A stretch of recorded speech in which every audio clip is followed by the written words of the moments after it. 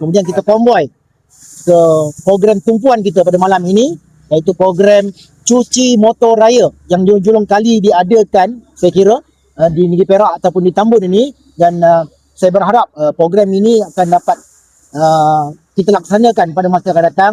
Dan yang paling saya teruja malam ini, walaupun kita atur program ini agak lewat di akhir Ramadan, tetapi alhamdulillah dapat sambutan yang cukup menggalakkan daripada anak muda Tambun. Jadi saya cukup berbangga, saya cukup berterima kasih kepada anak-anak muda dalam kawasan Tambun ini kerana telah memberikan kita peluang untuk kita berkhidmat kepada mereka.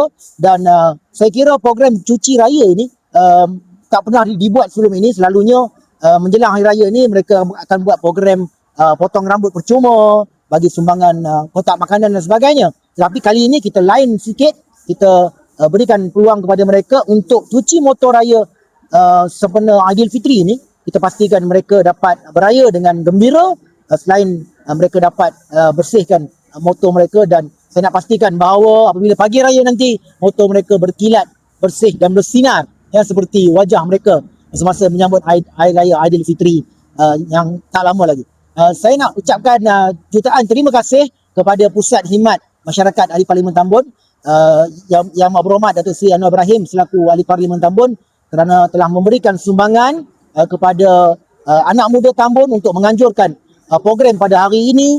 Terima kasih juga kepada Encik Hairul Amir bin Sabri, merupakan pegawai khas Ahli Parlimen yang telah memberikan sokongan padu kepada program ini. Dan saya tak lupa terima kasih juga kepada Encik Wadi kita, merupakan owner Kawash, Bojen Kawash ini, yang telah memberikan kita peluang kita cuci pada malam hari, ya. Kita cuci pada malam hari, selesai solat maghrib, solat isyak tadi, kita terus bawa anak-anak muda untuk cuci motor raya mereka pada malam ini.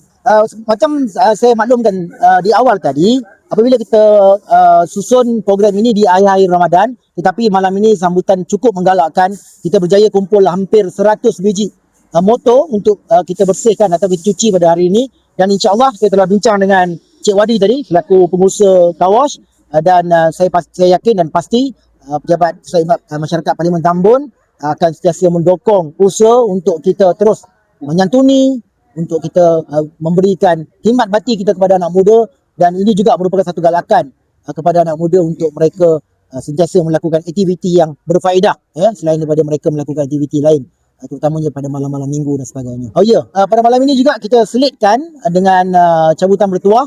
Cabutan bertuah ini kita akan panggil mengikut nombor pendaftaran motor mereka, dan ini juga merupakan sumbangan duit raya kepada anak-anak muda Tambun yang bertuah, kerana mereka telah menyokong usaha dan juga program yang dilakukan oleh pejabat Pusat Khidmat Masyarakat Parlimen Tambun dan juga AMK, Angkatan Muda Keadilan Cabang Tambun.